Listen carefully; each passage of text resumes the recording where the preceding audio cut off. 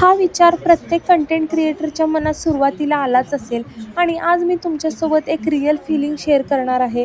खरं तर आज मला 50 दिवस होत आले मी कंटेंट क्रिएट करते, पण अजून म्हणावी तशी ग्रोथ दिसत नाहीये. का काय माहिती?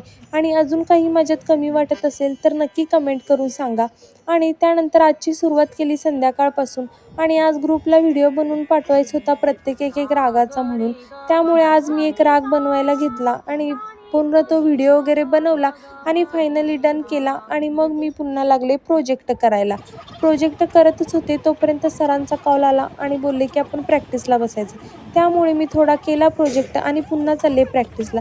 जाता जाता माल भरून ठेवलेला तो घेतला आणि गेले प्रॅक्टिसला. प्रॅक्टिस करता करता कधी 1-2 तास निघून गेले कळलेच नाही आणि 10 वाजले. त्यानंतर मी पुन्हा घरी आले आणि आता अजून मी झोपणार नव्हते कारण अजून खूप कामं होती. अजून एडिटिंग करायचं, जेवायचं आणि मग झोपायचं होतं आणि उद्या तर एक्झाम आहे. बघू आता कसा जाईल एक्झाम.